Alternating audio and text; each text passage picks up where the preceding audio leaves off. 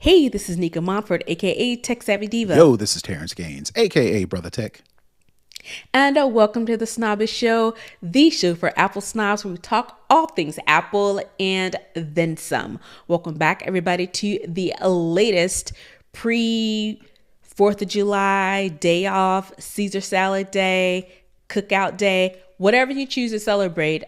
We definitely want to give you a show before we get into the time off festivities. With that being said, we definitely thank you for your support of this show, your continued support, whether you listen to our free recorded show or whether you are a Patreon supporter. If you would like to become a Patreon supporter, you can head on over to patreon.com/snobblescast to watch the show live, get exclusive content, and get all the details about becoming a Patreon supporter. With that being said, we're going to go ahead and jump into this week's show. We're going to kick it off with the lowdown where we talk all things Apple. And I wanted to kick it off this week. Amazon Prime Day is coming up, the summer version. I think it's the 16th and the 17th of July. So I think it's next week. In any event, Prime Day usually has some really good deals on a bunch of different stuff. But because this is the Snobbish Show, the Snobble West Show, and we're talking the lowdown, we're going to give you a little bit of heads up on deals that are specifically around Apple products. So there are quite a few products that will be available on Amazon Prime that are going to save you a little bit of money. May help for those of you who have maybe folks going into college, going into high school, who need some devices, or if you just need something new. Probably the biggest things that have the best deals. MacBook Air M3, you can save about $200. It's normally about $1,100. Well, no, it's you save $100. Yeah, just $100. It's normally about almost $1,100. You can get it for just under $1,000. You can get the iPhone 15 Pro Max for is that 10 cents? Is that a penny? It's a penny. Yeah, you gotta order. You gotta get it through But Boost. you gotta order. Right. I was going to say, that's the caveat. You have to get it through Boost. The Apple Watch Series 9, you can save about $100. It's normally $399. You can get it for $299. AirPods 2, normally $129. You can get that for $89 via Amazon. There are some other things on here that you can get. You can get an M2 Air. You save about $150 on that. Well, So I'm noticing that the cheaper the product is, the more discounts you get. Right. You've got AirPods that are almost $100 off. Which again, they're only 129, $100, $199 to start with. But when you get up in the MacBooks, they're only offering like $100 off, and it's like I'm spending $1,200. I would think I would get a little bit more than old funky $100, but I guess it's all relevant, especially if you're in the market for a yeah. MacBook. You get what you can get. If you're gonna buy something But anyway, this is not maybe you can buy a little something right. else. If I was in the market, sure. If this is not enticing me to go buy a MacBook, Not incentive if enough. I'm not in the market, right? A sale is like, ooh, I wasn't considering that, but since it's such a good deal, let me look into that. These MacBook Airs is like, nah, I'm not in the market, and $100 is not gonna move the needle any way. Yeah, most of the deals are either around 100 or 150. I did see, what was it? I think it was one that I saw. The 16-inch MacBook Pro M3. It's normally basically $2,500. You can get it for $2,200, so that's about $200. But that's the biggest, sale Yeah, that I see I wonder if this. on I those. wonder if it's because Apple's margins are so small on the MacBooks as opposed to any other product out there that they can only offer. Well, and it ain't even Apple; it's Amazon, right? So you Right. can't even get these by going straight to Apple. If you go straight to Apple, they're like, I mean, we'll give you a gift card. Regular We'll price. give you a $25 gift card, but that's about it. You gotta pay regular. You gotta pay regular price up front first. Right. Mhm.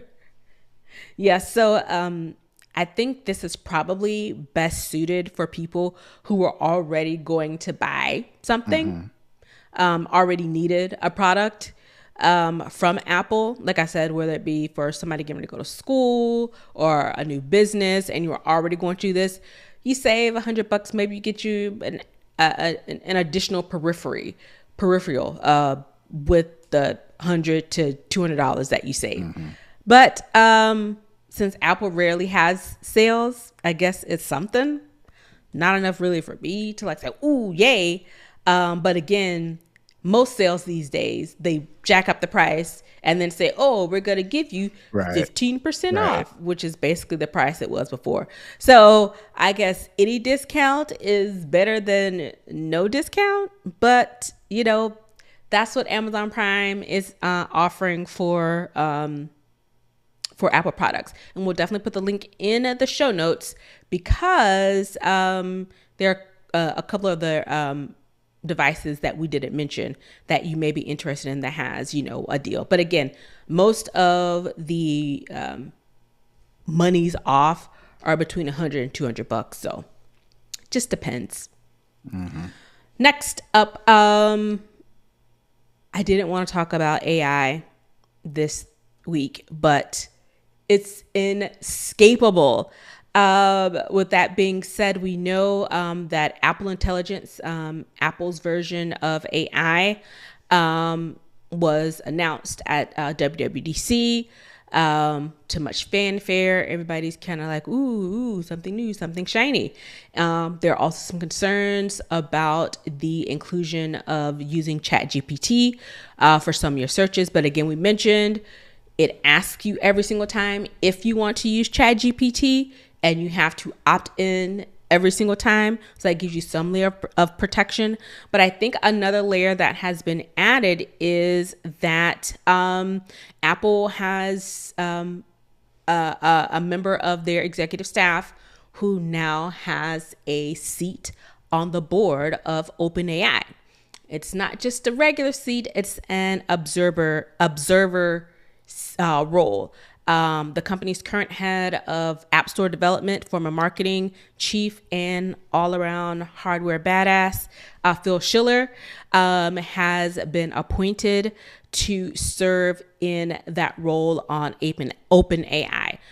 With this role, Schiller will be able to attend meetings at OpenAI, but the caveat is he does not have a voting seat, and he cannot, quote unquote, influence. I added the quote unquote influence because I'm assuming, you know, it's all kind of negligible. You can fudge a little bit, but officially he won't have a voting membership, and he won't have influence on board decisions the same way a typical board member will have.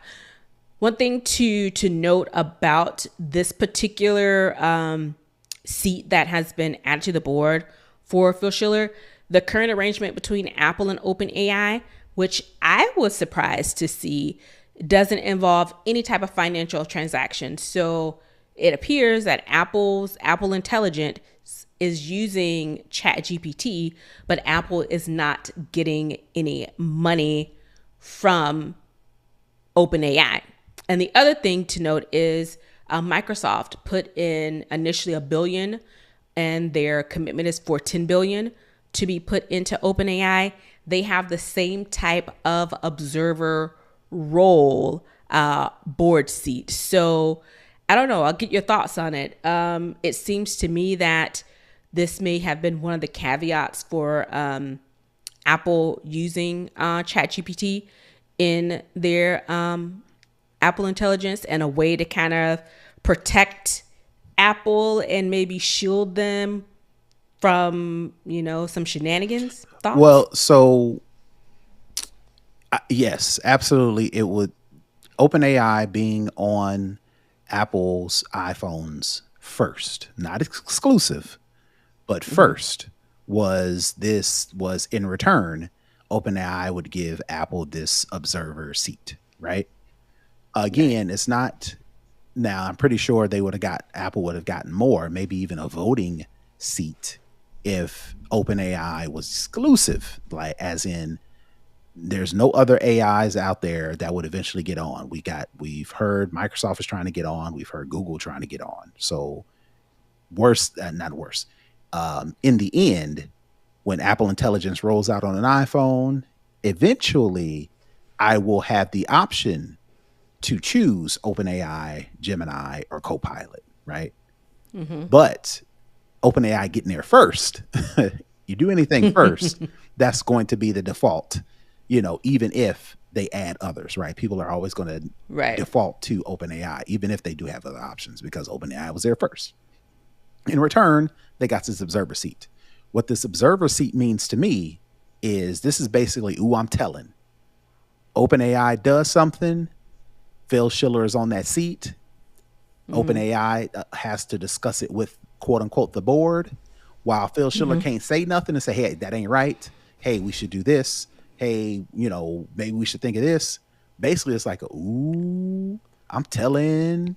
And then Phil Schiller runs right back to Apple and say, hey, OpenAI is doing this, that, and the third over, and y'all get ready. This is what coming down the pike. So therefore, Apple Yeah. has ahead of time notice on any new developments, whether they be good or bad. OpenAI does this dope thing that is going to drive this, that, and the third. Apple knows that ahead of time, so they can kind of leverage that.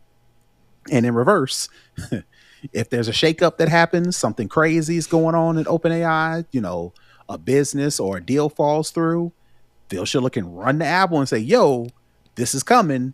Prepare yourselves. Yeah. So that's You won't believe this. Right. So basically, I'm telling seat at Right. OpenAI's board, which again, Apple definitely wants that because we've said it time and time again, we've reported on it before. OpenAI ain't the most sturdiest company out there. They've had some shakeups, they've had some issues. So Apple was definitely like, nah, we gonna insulate, like you said. This is also a way to insulate ourselves from the badness if Yeah. something breaks down, because we'll be able Yeah. to get ahead of it versus Yeah. finding out, when the news reports on it versus finding out when the board finds out about it. That's enough of a leeway for them to try to insulate Yeah. themselves and do some damage control if in fact something happens. I'm not saying it will, but Apple is one of those companies that likes You never know. they don't play that. They like to hedge their bets. So having this observer seat gives them a little bit of a leeway if something does go down. And honestly, I wouldn't be surprised if there's some sort of kill switch in Apple Intelligence that somebody clicks a button and cuts off the Chat GPT pipeline. Right. I would not be surprised if they have some sort of tool that's like, you know what? It's getting a little bit funky over there. We don't want any parts of that. Let's just turn this off real quick until they figure out what's going And on. the fact that But OpenAI is not deeply integrated into Apple Intelligence, it's just a right. option to It's an then add-on. to then reach out to Chat GPT to get some additional information. There's no information that's going to be shared, and I'm pretty sure OpenAI was pushing for deeper integration to where any Absolutely. data that I share with OpenAI was going to be able to be trained or collected or whatever the case may be. To get their hands on Apple data, Right, oh my right. God, they were probably salivating. Right. And Apple's like, nah, but what we can do is do this. And in return, we need that, that seat, so. Yeah. Yeah. Yep. Okay, the last thing that I had, I wanted to try to keep the show a little bit light this week because it's been some pretty heavy stuff going on around the world. And I saw this particular article and I thought it was so funny because it's something that's like, what? People actually research this and have the data on this, but of course they do. Apparently, there's a world's most unpopular emoji list. I know many of us use emojis, even though I just found out today that Gen Z doesn't like using emojis or reaction gifs. It gives them the ick. Which I think that's the which, process. which age group is Gen Z? Because I don't keep up with none of that. I keep up with all these Gen Z, millennial, Gen X stuff just as much as I keep up with horoscopes, and I don't keep up with those at I all. I think Gen Z technically starts at 1996, but they call themselves kind of like Xennials call them. They're kind of like the Zennials. in between, yeah, It Xennials. says generation. In between, like, It says Generation Z is the name given to a generation of people born between 97 and 2012. yeah. So yeah. So the peak people that folks are trying to advertise. So surprisingly, the three uh least popular emojis are the OK symbol, the flush face, which is I call it the WTF face, and the celebration emoji that I call praise hands. Right. So yeah, I'm surprised praise hands aren't popular Did they anymore. say why? Are they just because of usage? Is it usage or do So it's usage, and they did it worldwide, which is very interesting. But it just says, let me find out go back to the exact criteria. So it says that they did a study, and they were also meaning it's a creative subscription service called Superside.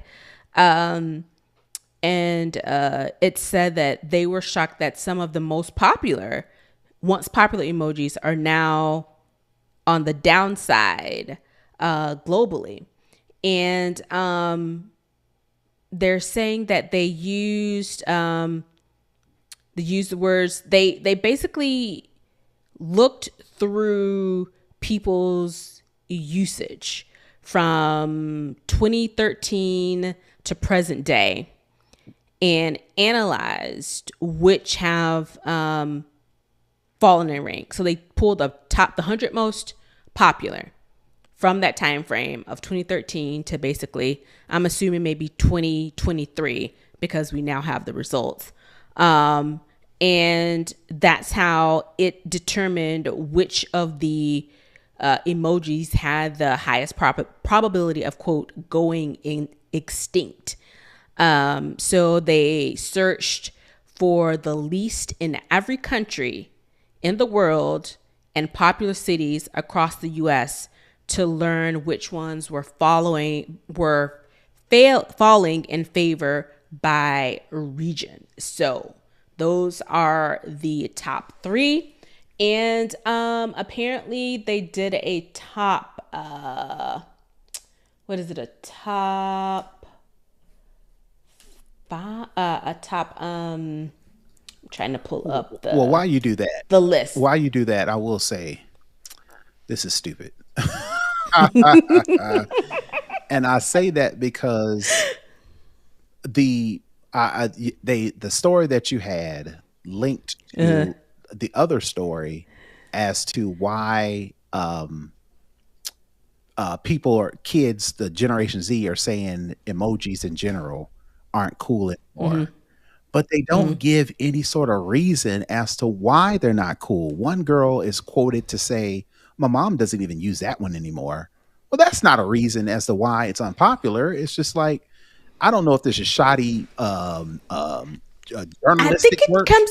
I don't know. I think it comes down to usage. I think they're looking to see. But isn't this how all trends are determined? They ask like the young kids because they're supposed to be the most in the know Plugged on in. what's Uh-huh. to what's going on.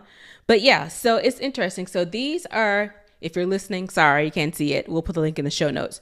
These are the top 14 emojis that Least are in, the least cool. uh-huh. I see the prayer hands Again, all the like I said, time. Well, because we use it for different things. We use it for praise hands, which again, I even though it's not the intended use, yeah, it's still being that's what used. we use it for, Right. right?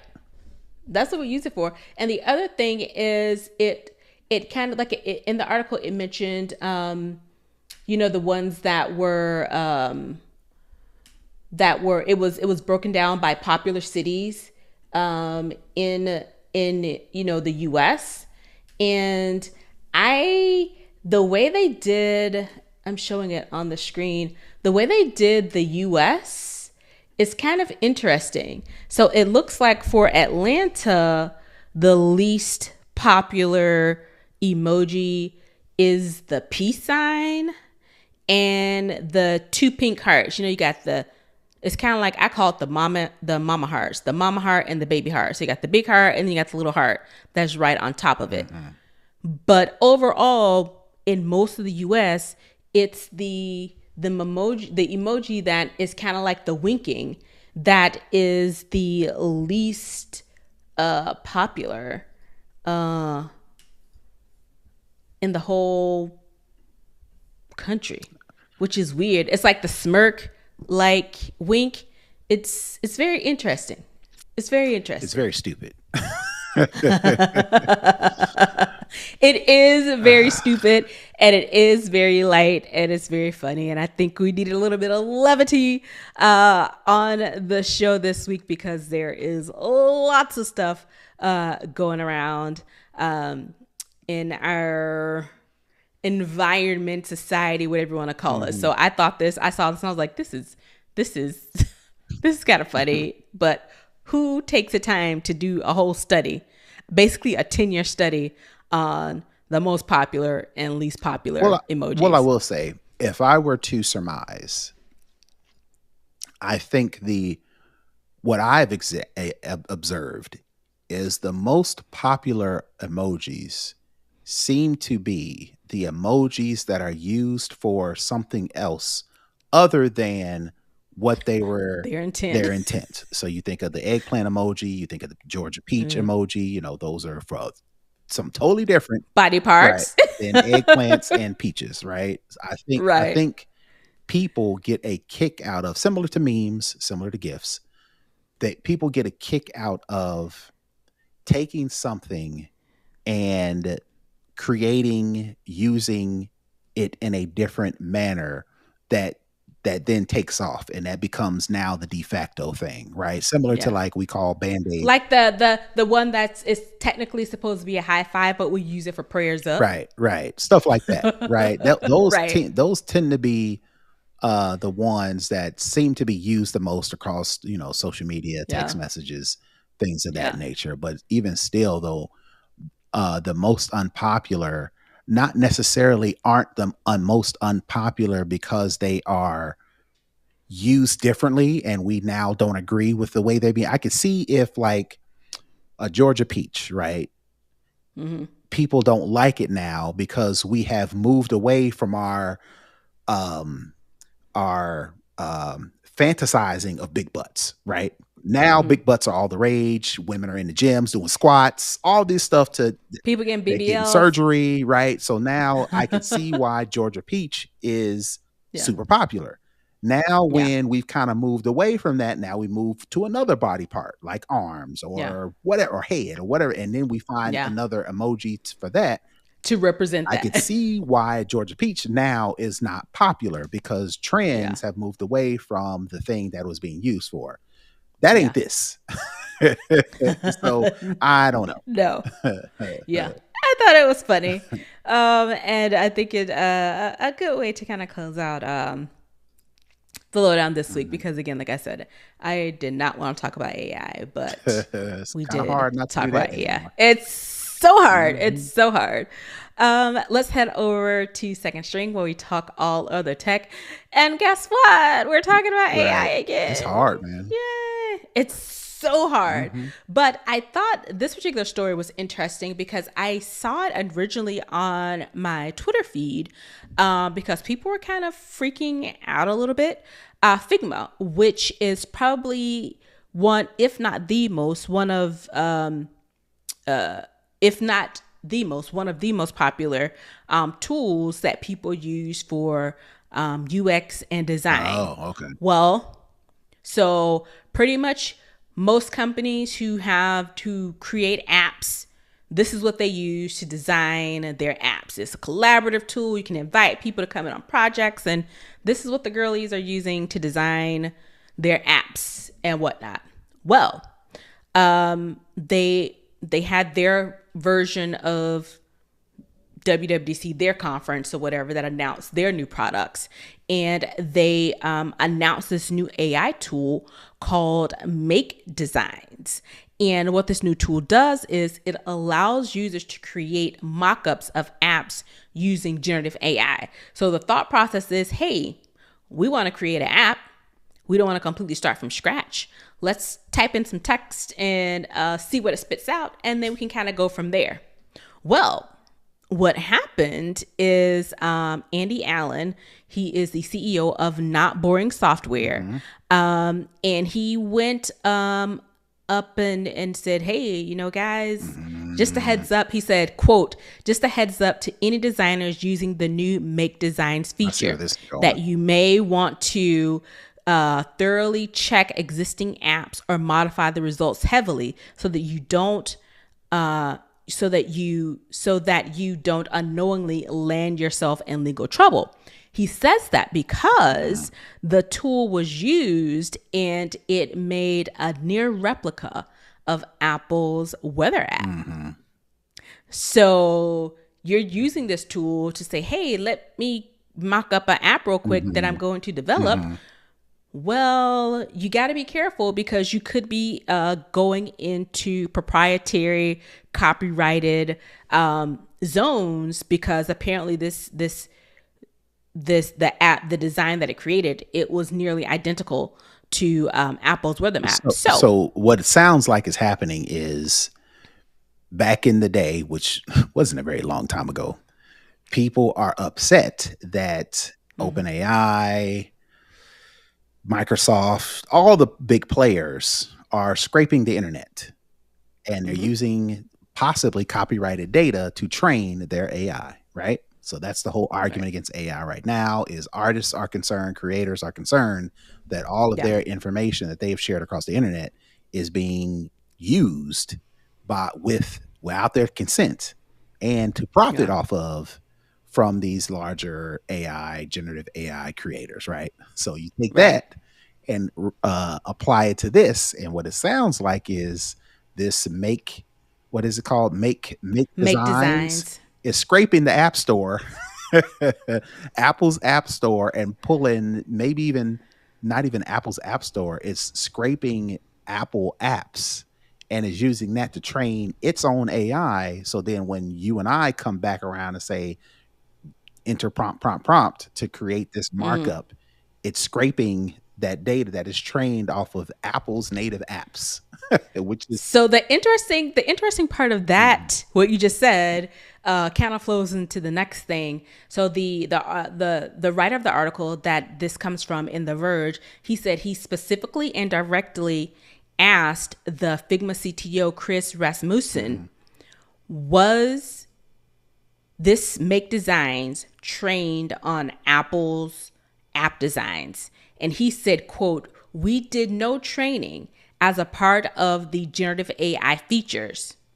The features are, quote, powered by off-the-shelf models and bespoke design system that we commissioned, which appears to be the underlying issue.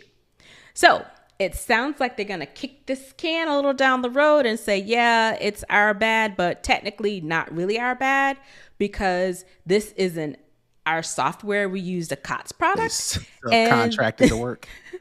They subcontracted the work, and this is making them a little bit more sketchy, because it's like, so you're this huge company and you outsourced your newest, biggest, latest, greatest feature.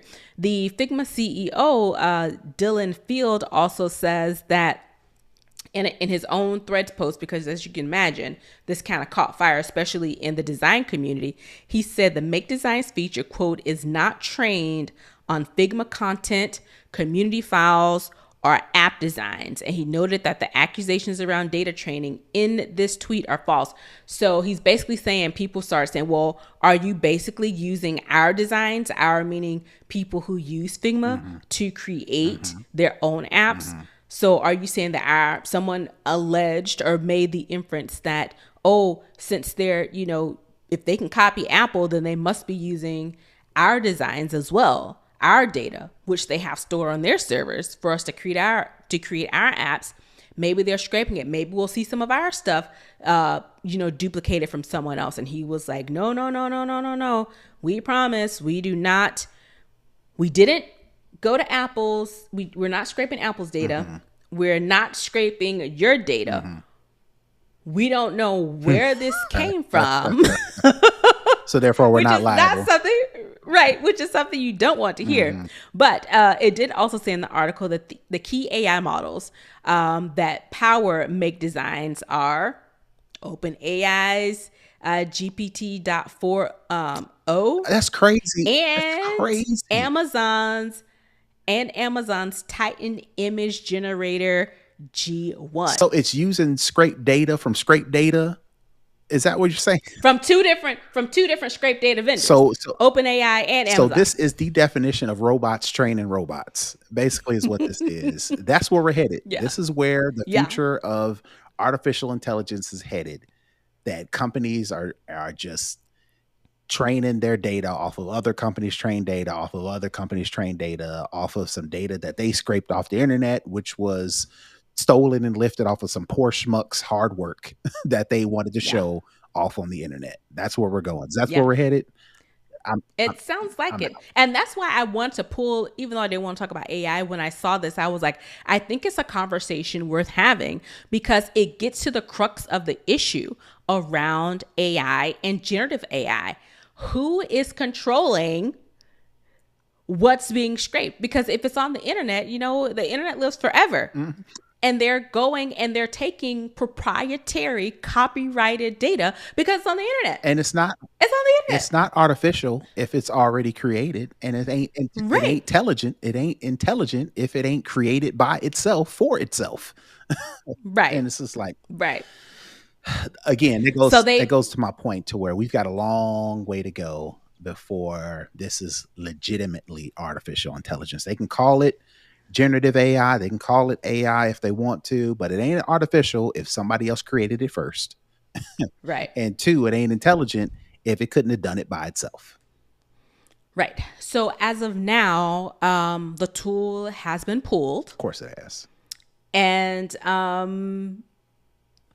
honestly, I think it's probably going to be shelved indefinitely because if they can't figure out how to explain where the data came from, how to explain when you type in, I want to make a weather app, and they basically give you near identical, hard to tell the difference between one of probably the most well-known apps from one of the most well-known companies.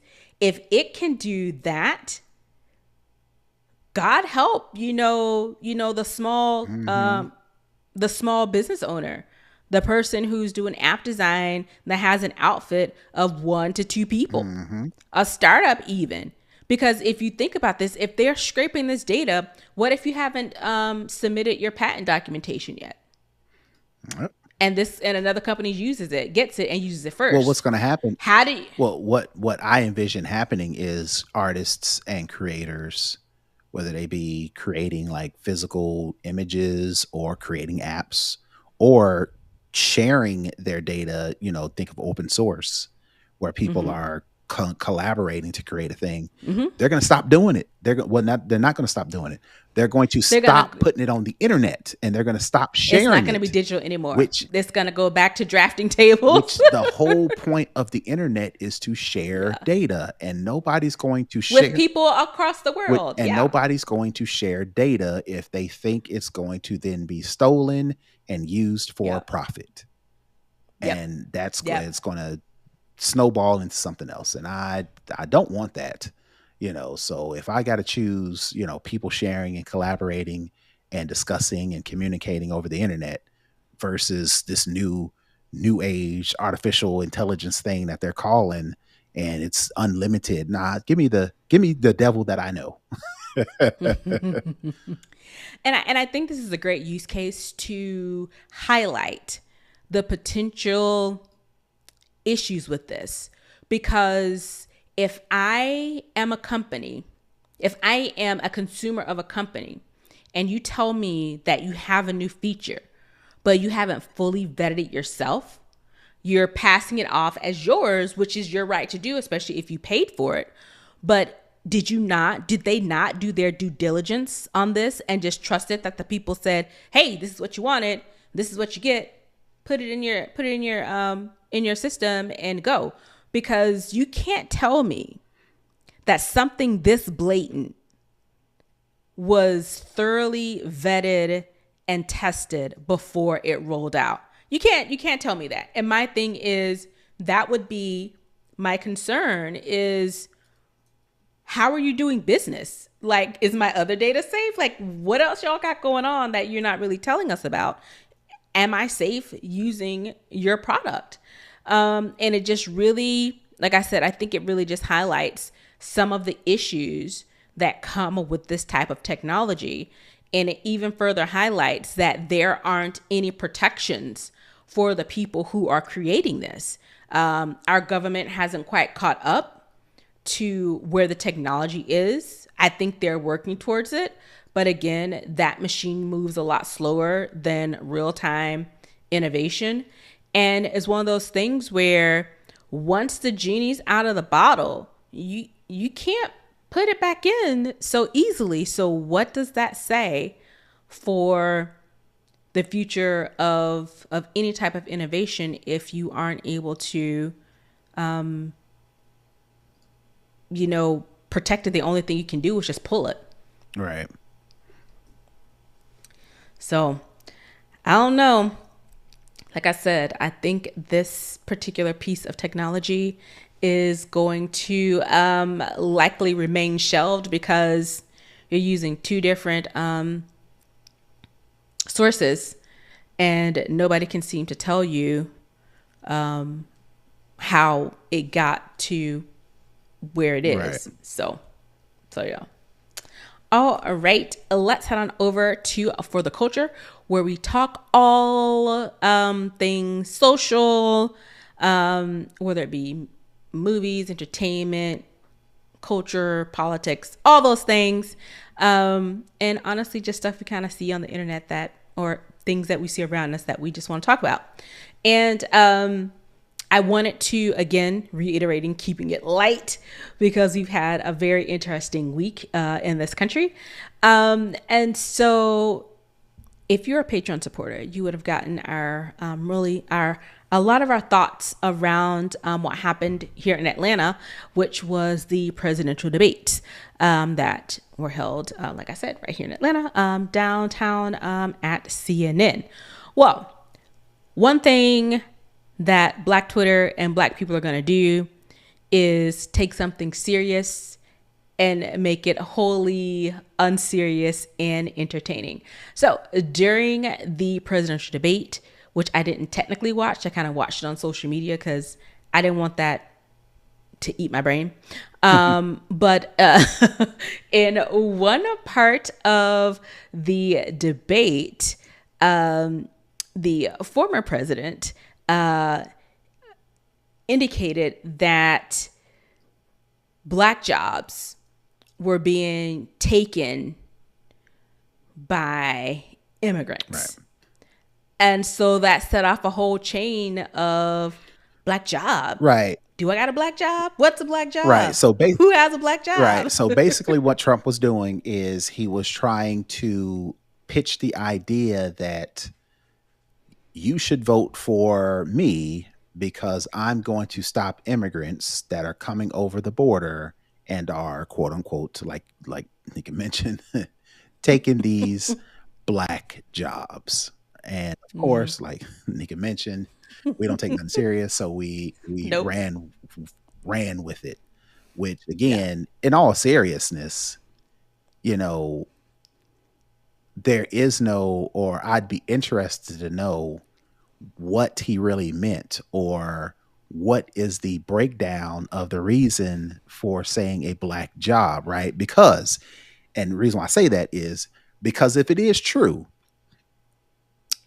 it is very not, it's very damning that Trump and other conservatives or whomever who supported this believe that the only black jobs, true black jobs out there, and I say air quotes when I say true, is lower wage, Hmm. support, low income, low low Intelligence, intelligence, menial, yeah, menial, blue collar, labor, yeah, sub blue collar, because I don't want to, call blue collar some sort of degenerate, low end, sub that.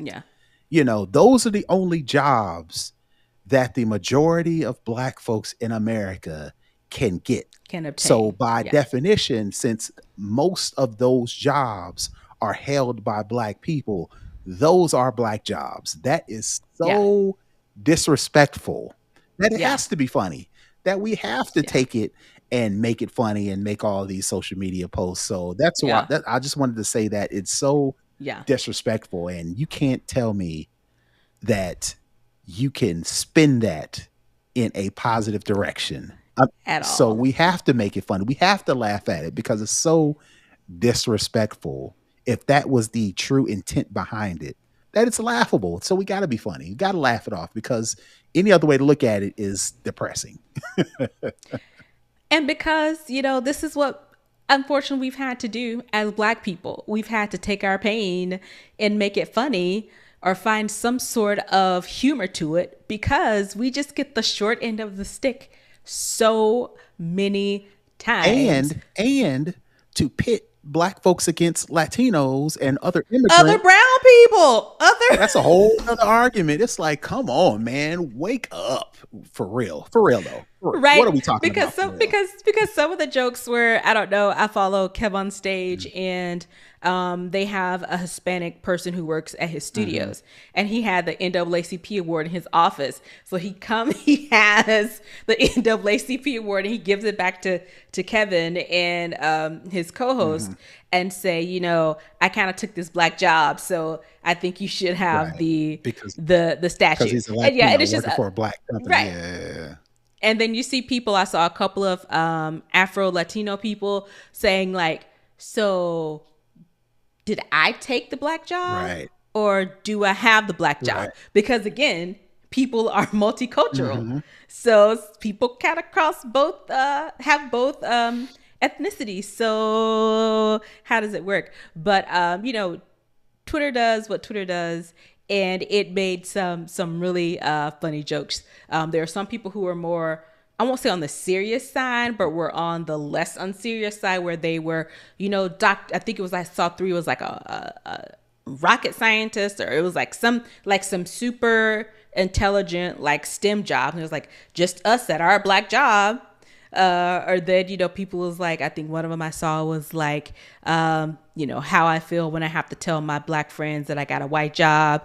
And so it's just one of those things where trying to, find some hilarity, some unseriousness, because the topic itself, like you said, you have to make fun of it because it's so asinine. Mm-hmm. It's so like far away from making sense that the only way that it does make sense is that it's a joke. Mm-hmm. It has to be. So He had to have been joking. it has to He be couldn't have right. actually meant He couldn't have been serious. he couldn't have meant that as like a ploy to get black people on his side. There's no way he meant that. There has to be a deep cut joke that he made 20 years Yeah. ago, and he's bringing it back because he's just Right. fed up with this whole debate thing. And so let me just throw some Right. jokes out there. There's Yeah. no way he could have been Yeah. serious. There's no way. No way. No way it could have been serious.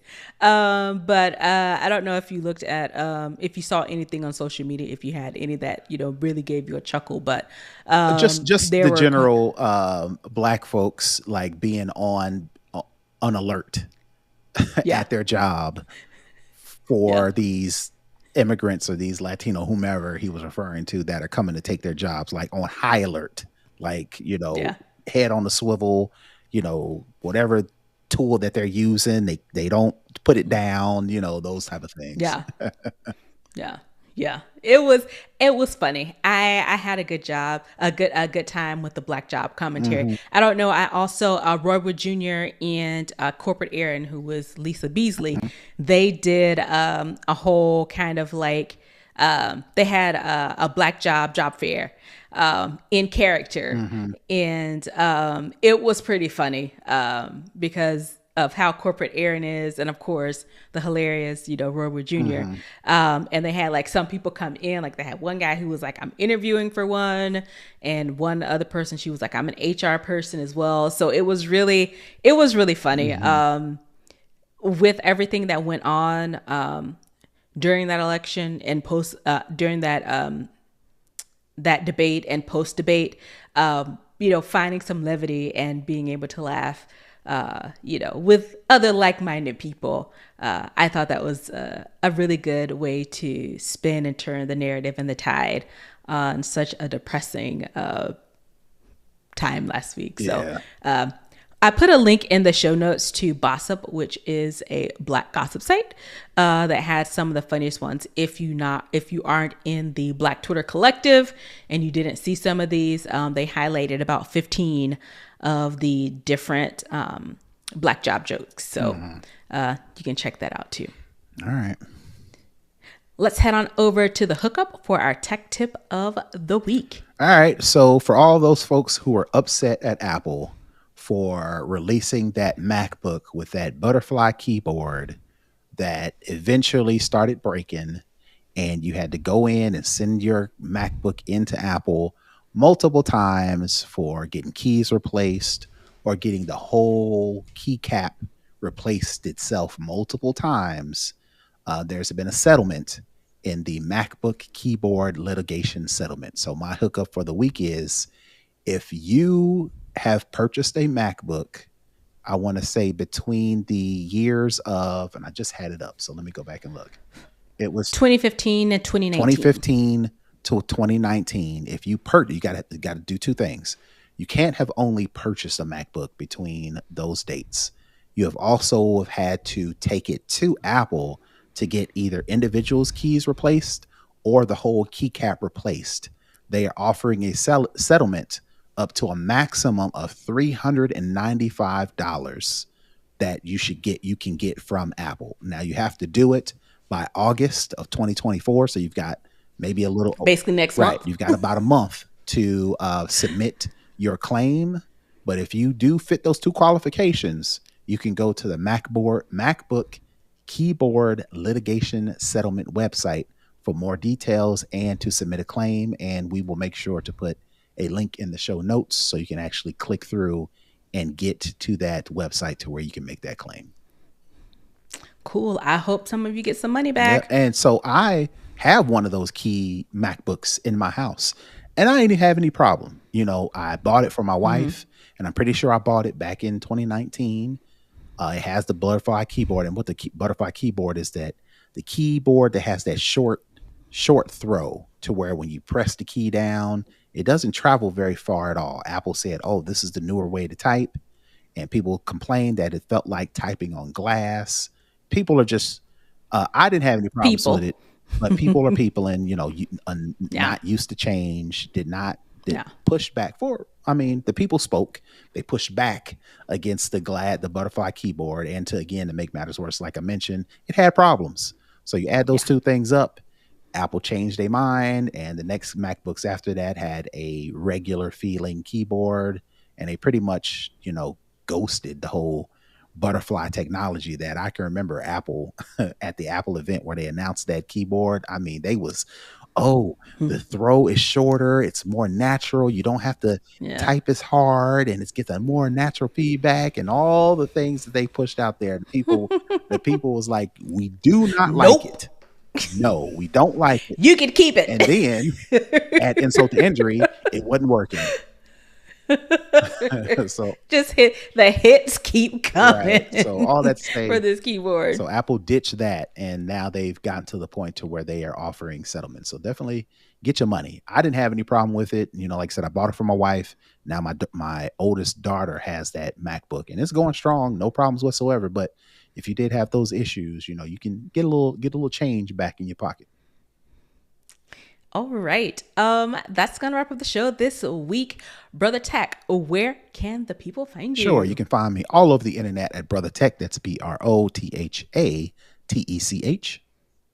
And you can find me at Tech Savvy Diva everywhere.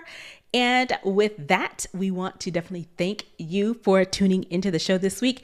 To comment, to connect, to share, to support the show, head on over to snobwestcast.com to get all of the details. We will see you guys next week. Happy Cookout Day. Peace. Bye, everybody.